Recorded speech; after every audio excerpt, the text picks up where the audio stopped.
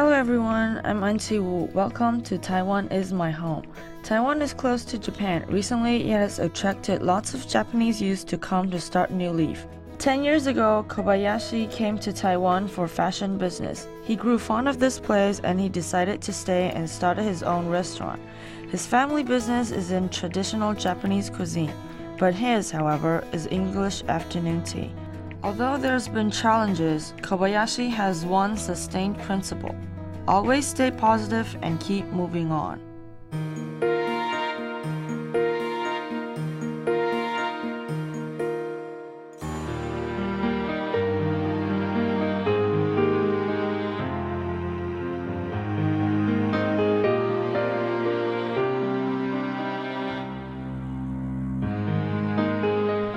Greetings are in Japanese, but this is not a traditional Japanese cuisine deli. It's a mixed-style pancake shop. At first, I wanted this to be a dessert shop.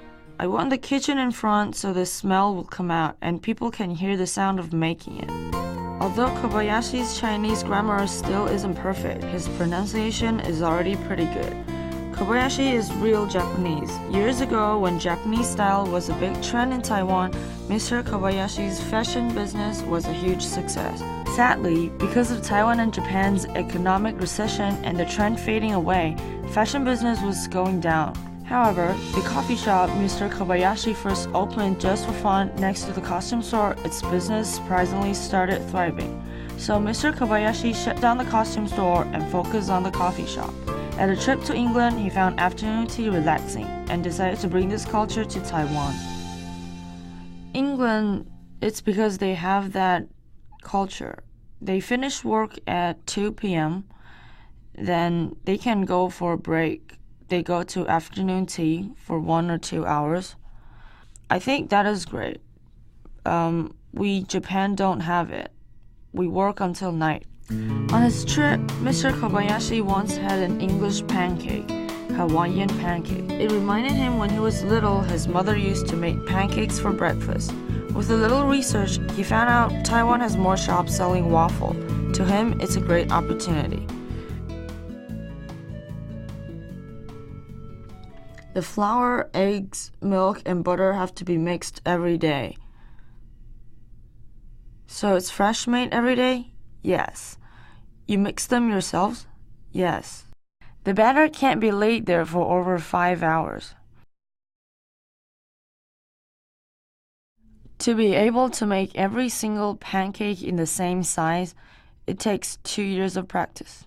Taiwanese have similar tastes with Japanese, yet there are still a lot of differences. Mr. Kobayashi never thought he would have to develop so much flavors. 2 years ago, when we first started, we only served sweet pancakes.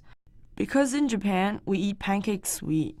In Taiwan, female customers, little girls, they also eat salty pancakes, like waffles. So we started selling salty ones. Mr. Kobayashi said Taiwanese customers have very high standards on quantity and quality. For salty pancakes, Mr. Kobayashi first thought of cheese. We tried many times. We weren't sure what cheese to use, so we started with mozzarella, the white color one. We also put in red wine and white wine to try out the flavor, but the smell was too strong. The cheese was too strong. Taiwanese don't like it? No, they don't. We don't like cheese too heavy. It gets greasy too easily. Mr. Kobayashi finally decided to combine 2 cheeses and mix it with milk. Our chef will top the sauce from the middle. Higher, a little higher.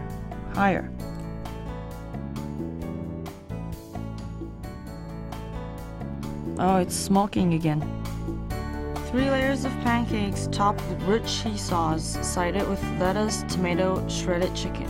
The pancake is fluffy, soft with a bit of sweet taste. Every time Mr. Kobayashi goes back to Japan, he will go around and try something new. Roppongi, Omotesando, Harajuku, Aoyama. There's a new department store also sells pancakes. People have changed the way they think about pancakes. We have to come up with new styles. Besides studying Taiwanese tastes, Mr. Kobayashi also studies Taiwanese habits. Take punctuality, for example. As of the sense of time, we are very punctual. We're taught to be ready in our seats 5 minutes earlier than the teacher comes in. I thought this is a worldwide habit, but some of the customers are punctual, but some of them are not. To be able to communicate and understand customers, language ability is very important. 10 years ago, when Mr. Kobayashi first came to Taiwan, he didn't know a single word of Chinese. He didn't go to school, he learned by doing. He worked at the costume store by day, at restaurant by night. Mr. Kobayashi says, learning language in a completely foreign environment, it is half the work and twice the result. Do you have fries? Yes, right there. Really? Wow, impressive. Although Mr. Kobayashi still can't read and write well, he's picked up the tone quickly. It seems to be a huge change from fashion industry to dining industry. But actually, restaurant business is what Mr. Kobayashi originally does. My school is profession in food and beverage. We learn cooking and also service, even managing. My family also runs restaurants. I started to get in touch with knives since I was a kid. I started to get in touch with knives, cutting vegetables, fish, and go to night markets in the morning. Kobayashi's family sells nigiri sushi. By unconsciously influenced, Mr. Kobayashi has already picked up a skill or two. Another signature dish in his shop is pork steak. He has to remove pig's tender every day. It needs good slicing techniques in order to do it quick. Remove the tender. Try not to remove the meat. Good meat are red and sticky. This kind is good. Very fresh.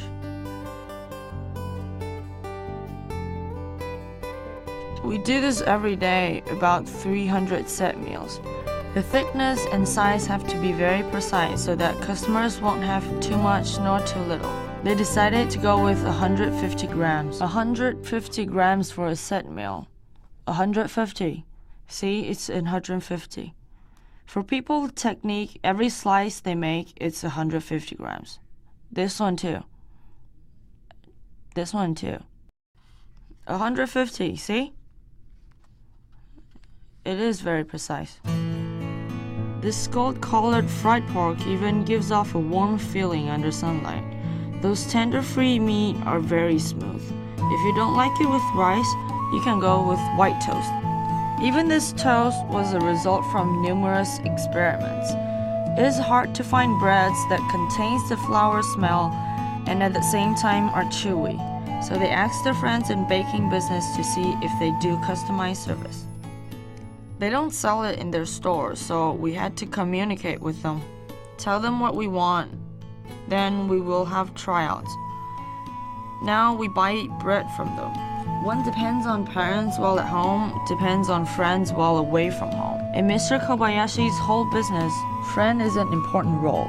Maybe he didn't have enough funds, but he called up his friends. It makes it a lot easier for him. Hello, welcome. The door girl is Mr. Kobayashi's girlfriend. 4 years ago, she came here with Kobayashi once. He also dragged one of his high school classmates for help. Then another Japanese friend came to help him with coffee. He is handsome. This handsome boy has been working for a famous coffee shop in Japan for 5 years with a legit license. A year ago, he came to Taiwan to sell coffee, just when Mr. Kobayashi was looking for a change. Whenever they're free, they get together and drink coffee. We drank coffee every single day until we got sick of it. All these people around are his motivation to work hard. I don't have much standards for myself. I have to work. If I am alone in the office, I don't do anything. But I can see they're working hard and sincerely. Customers expect our work. This I can. I want to do it better. I want good things for my employees and good work for customers. Yeah. Yeah, yeah. You encourage them? Yes. There are pressures, but I like to see customers happy. Mr. Kobayashi considered himself positive. To him, everything that has ever happened was worthy. Even when the market was down, he would think in a different angle. We'll have time to focus on the quality of our service, and then it's the environment. We have to continue working, work the best out of it. Then, when the market turns up, we will be ready. Yeah. It's just like the decoration in this shop. Mr. Kobayashi's principle is simple. Set up a goal, work hard to achieve, but it's not easy to keep up with it. Once your goal's set, there's nothing to be afraid of. Later, we'll be talking about Guilin fried rice noodles.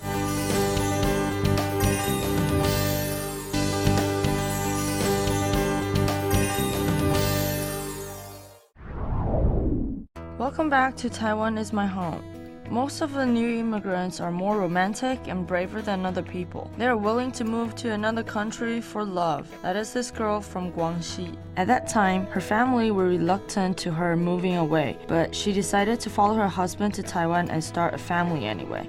Now she is using the same passion and persistence on her business.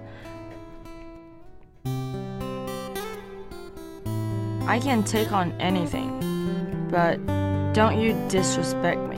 Stewing stock in a 40 degrees kitchen in summer indeed is hard work. Ting Wen-wei has been married to Taiwan for 7 years. She is thinned down before she was a well-protected daughter. At 7 p.m. every day, after dinner we will close the main door. We have a big yard. There's a main door. Will be locked. Wei's family runs business of selling kitchen utensils and restaurants. She likes cooking ever since she was a kid. She used to cook for a family of 20 people. I can do everything. I knew how to cut vegetables at 8 years old. I was pretty good at it. It was strange. So you've been in and out the kitchen since you're little? Yes, that's right. Even now when I go back, I'm still the one in charge. You're the one in charge? Yes. Wei's brother has been taking up on father's duty. He hoped she could study computer. At the age of 20, she left Guangxi for the very first time to Nanning for study. Her brother specifically told her not to get into relationships, but through her friend, she met her husband. Maybe it's because of fate. You don't get scared. Because, well, I was a little scared. I think my husband, he's a genuine person. She fell in love and she even got married. Oh, I remember that. I don't know where I got the courage. I didn't know anyone when I first came here. No friends, not even anyone from my hometown. It felt like being in prison. I stay home every day, but didn't know where to go either. I have to go back to Guangxi every 2 months. Her brother was mad at her. They didn't speak to each other for 3 years. After Wei came back to Taiwan, she decided to continue her dream of opening an own shop. Before the shop was open, I had a part-time job. And I got tired of working at others' disposal. Also, some people would think I'd never have enough money to start my own business. They didn't think I can do it. She's had enough of people looking down on her since she was little, and it only makes her more determined. I told myself I have to make it to the top. How long does it take? At least 12 hours. I start today, it'll be done by tomorrow 11 a.m. This is chicken leg bone. This is pork bone. This chicken leg bone and pork bone is for stewing the stock. 螺丝 stock. So it has to be stewed from today to tomorrow noon.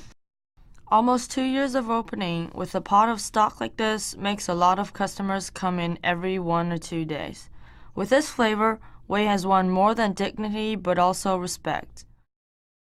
Actually, our sign 螺蛳粉, many people still didn't know what that is. Even our neighbors thought we are a hardware store, you know? Only people from Guangxi know what it is. 螺丝 is not screw. It is a kind of small snail that's used for stewing stock. It is not available in Taiwan. At first, Wei only made luozifen for her fellow citizens and herself. When I first opened, I didn't want to tell my family. I couldn't. I didn't know the outcome. I thought I'd tell them if the result is okay. The first day we opened, there was barely a few people. It was pretty much like that for the first month. We had less than 10 customers a day.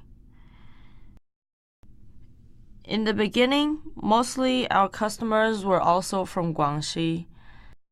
Then they started to bring their husbands, family, and that's how the whirlpool started. Almost the people who came once would always come back. Slowly, I gained my confidence. Even if they don't sell much, we stew the stock every day. She only has 3 to 4 hours of sleep a day. She couldn't skimp on her job. I was skinnier. Before, I wasn't able to go home before 2 or 3 a.m. Now, I have someone to help me do the cleaning. I can finish up earlier. Now, I can be done at about 1 a.m. Wei has never doubted that the flavor she adores for more than 20 years can't be admired by Taiwanese. As for the summer, Wei brings out another Guangxi specialty, guilingao. Back in Guangxi, we always eat guilingao in the summer. It physically cools down your body because it contains honeysuckle, Chinese licorice, dandelion, and honey. These are all good for your body. Wei often asks friends to bring guilingao powder back from Guangxi. The powder is dissolved in hot water and we eat it after it's cooled down. People from Guangxi would say even your blood temperature cools down, but the temperature in this small kitchen is still almost 40 degrees. It takes about 3 hours, more or less. You have to keep stirring and it has to be in the same direction. It's very important. And instead of boiling it, use simmer. That way, the guilingao would be more flexible and chewy. To make this guilingao, not only did Wei grow her biceps, but also drop a couple of kilos. She's often so tired that she could fall asleep while standing. All this hard work is nothing to her passion for cooking. Almost everything here is homemade, including chili, peanuts. They're all handmade. From stewing stock, filling bowls, to sticking stickers, even the sides that's served with the luozifen, Wei and her husband rely on themselves. This goes with luozifen. It's crunchy. I like it very much. I'm cooking guilingao right now, frying peanuts and stewing stock. Those who are here, they were buying food for their wives. They would say, "Oh, you saved our lives. My wife will stop annoying me now." Wei's little restaurant has built up its own reputation between Guangxi fellows. He supports me, he really does. No need for convincing? No. He just say, okay, he'll come help. Wei's husband quit his job and came back to support her. Customers always give compliments. My husband will be thrilled. Wei also made new friends. Her generosity on ingredients is one of the reasons. She chooses baked peanuts and only fry them with fresh oil. It is so popular that customers often ask her to sell them. Sometimes 10 Taiwan kilos aren't enough. Wei remembered back in Guangxi when they eat luozifen, the owner was so stingy on the peanuts. Now that she has her own shop, she does not hold back on the peanuts and some other ingredients she likes but not originally in luozifen. In the corner of the kitchen, green onions are chopped. Whoever gets close to it starts to tear. The second chef says she was too touched. But what's really touching is, in the other corner of the kitchen, Wei is making the signature fried rice noodle. The base is white flour from Guangxi, mixed in tamarinds and sour bamboo shoots. Piling up meat slices, tofu skin, and vegetables. The ingredients are so rich that makes us sweat about her cost. But she's not stopping just yet. One more handful of green onions and cilantro, sprinkled with some crispy peanuts, topped with the amazing stock, all kinds of flavor burst out in once. How did I make up my mind? Well, most of the time, people are provoked. When people are backed into the corner, they achieve their greatest. Wei put her talent into full play. She finally succeeded on bringing her hometown flavor cuisine into Taiwan. Before her shop was open, her husband would take her to travel around Taiwan, and she used to visit her family often. But things changed after it's opened. There's this responsibility. However tiring and difficult it is, I wouldn't think of anything else. Even now, to be honest, if I leave for doctor, even for just a little while, I would still be concerned about my shop. Even during Chinese New Year, she gets phone calls from customers asking her to come back sooner. The only day off, Sunday, she also has to come stew the stock. I was quite scared in the beginning. Mainly, it was because that some of the ingredients are hard to find. Like what? Spices. Some of the spices are not available in Taiwan. Of course it's not, because this is the only restaurant in Taiwan that sells luozifin. I'll bring some whenever I come back from Guangxi. My friends will also bring me some. Some of our customers will help too. Wei smiled and said she's afraid that she will spice Taiwanese customers off. In Guangxi, everybody adds spice in luozifin. They would sweat like a pig after finish one. This could be the only place on earth that its luozi stock is not spicy. My husband once told me, first of all, don't be afraid to waste a little. Second, don't be stingy on the ingredients. Be generous, put good ones in. If you want good business, don't hold back on ingredients, and don't be reluctant. Throw away all the soup in the end of the day. Don't reuse them. No matter how much the cost is, throw it away. Wei finally made some achievements. Her brother also has meltdown. Wei has changed too. She started to have opinions about things around the family. Before I got married, I was always scared of being honest. I wouldn't dare to say a true word. Now I'm more like a grown-up. But even so, when we sit together and chat, I still feel like I'm walking on my tiptoes, like I have to watch my words. Wei's braveness, however, was well shown in another country. All these years in Taiwan, she has become practical and competent. Speaking of her dreams 10 years ago, Wei says, that time, I thought I would open my own shop. So, it actually came true? Yes, it did. Are you satisfied with this outcome?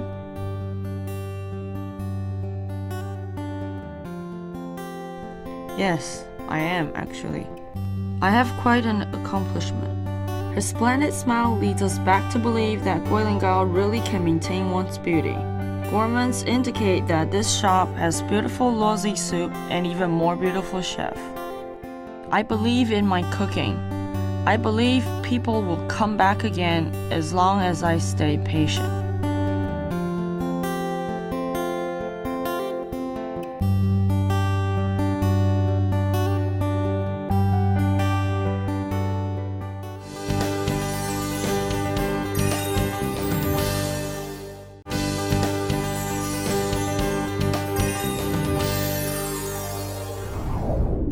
The luozifin shop is being acknowledged by lots of gourmands. Thank you for watching today. See you. Bye-bye.